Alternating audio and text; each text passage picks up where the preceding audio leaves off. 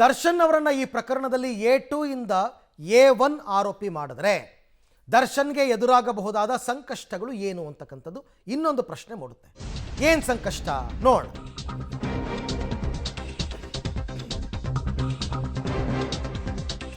ಕೊಲೆ ಕೇಸಲ್ಲಿ ಈಗ ದರ್ಶನ್ A2 ಅಲ್ಲ A1 ಅಂದರೆ ಇಡೀ ಪ್ರಕರಣದ ಸೂತ್ರಧಾರ. ಸದ್ಯ ಕೊಲೆ ಪ್ರಕರಣದಲ್ಲಿ ಪವಿತ್ರ ಗೌಡ A1 ಆಗಿದ್ದಾರೆ. ದರ್ಶನ್ ಏನಾದರೂ A1 ಆದರೆ ಜಾಮೀನು ಸಿಗತಕ್ಕಂಥದ್ದು ಕಷ್ಟ. ಜಾಮೀನಿಗೆ ಅಪ್ಲೈ ಮಾಡಿಕೊಂಡ್ರೂ ಕೂಡ ಸಿಗೋದು ಕಷ್ಟ. ದರ್ಶನ್ಗೆ ಜಾಮೀನು ಸಿಗೋದು ಯಾಕೆ ಕಷ್ಟ ಅಂತಕ್ಕಂಥ ಒಂದು ಪ್ರಶ್ನೆ.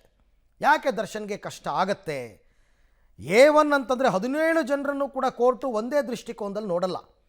ದರ್ಶನ್ ವಿರುದ್ಧ ಕೊಲೆಯ ಪ್ರಚೋದನೆ, ಕೊಲೆ, ಸಾಕ್ಷ್ಯನಾಶ ಮತ್ತು ಅಪಹರಣ ಇಷ್ಟೂ ಆರೋಪಗಳಿದೆ. ಈ ಎಲ್ಲ ಸೆಕ್ಷನ್ ದರ್ಶನ್ಗೆ ಮುಳುವಾಗಲಿದೆ.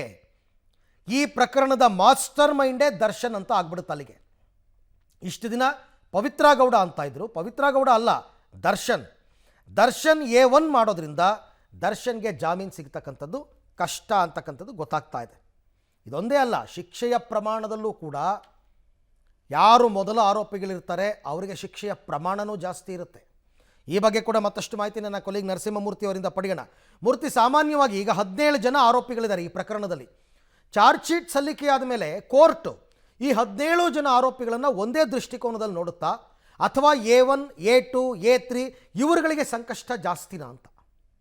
ಅರವಿಂದ, ಚಾರ್ಜ್ ಶೀಟ್ ಸಲ್ಲಿಕೆಯಾದಂತಹ ಬಳಿಕ ಎಲ್ಲರೂ ಕೂಡ ಜಾಮೀನಿಗೆ ಅರ್ಜಿಯನ್ನು ಹಾಕಿಕೊಳ್ಳಬಹುದು. ಕೋರ್ಟ್ನಲ್ಲಿ ಯಾವಾಗ ಇವರು ಜಾಮೀನಿಗೆ ಅರ್ಜಿಯನ್ನು ಹಾಕಿಕೊಳ್ತಾರೋ ಆಗ ಯಾರ್ಯಾರ ರೋಲು ಏನೇನು ಅನ್ನೋದನ್ನು ನೋಡ್ತಾರೆ. ಅದನ್ನು ಪಬ್ಲಿಕ್ ಪ್ರಾಸಿಕ್ಯೂಟರ್ ಕೂಡ ವಾದವನ್ನು ಮಂಡನೆ ಮಾಡ್ತಾರೆ. ಈಗಾಗಲೇ ಬೇಲ್ಗೆ ಹಾಕೊಂಡಂಥವರು ಆರೋಪಿಗಳ ಪರ ವಕೀಲರು ಕೂಡ ನಮ್ಮ ಕಕ್ಷಿದಾರನ ರೋಲ್ ಏನು ಅನ್ನೋದನ್ನು ಕೂಡ ಹೇಳ್ತಾರೆ. ಈ ಪ್ರಕರಣದಲ್ಲಿ ಈಗ A1 ಆರೋಪಿ ಅಂತ ಮಾಡಿದಂತಹ ಸಂದರ್ಭದಲ್ಲಿ ಆತನ ರೋಲ್ ಈ ಪ್ರಕರಣದಲ್ಲಿ ಜಾಸ್ತಿ ಇದೆ.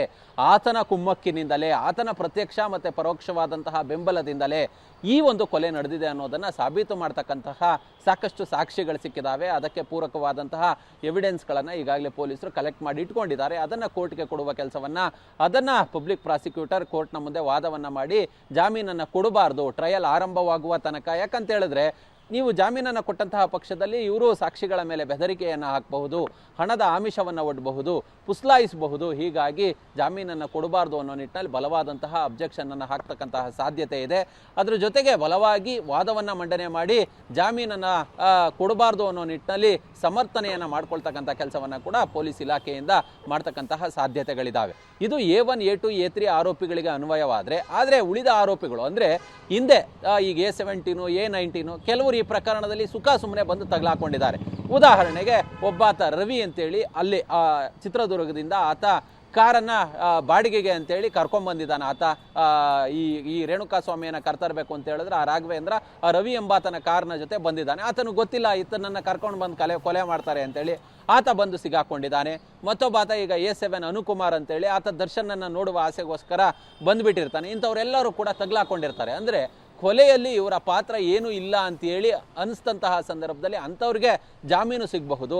ಆದರೆ ಕೊಲೆಯಲ್ಲಿ ಇವರ ಪ್ರತ್ಯಕ್ಷವಾಗಿ ಯಾರ್ಯಾರು ಕಂಡು ಬರ್ತಾರೋ ಅವರ ರೋಲು ಈಗಾಗಲೇ ಕಂಡು ಬಂದಿದೆಯೋ ಅಂಥವ್ರಿಗೆ ಅಷ್ಟು ಸುಲಭವಾಗಿ ಜಾಮೀನು ಸಿಗೋದಿಲ್ಲ ಅನ್ನೋ ವಿಶ್ವಾಸವನ್ನು ಪೊಲೀಸರು ವ್ಯಕ್ತಪಡಿಸ್ತಿದ್ದಾರೆ. ಓಕೆ.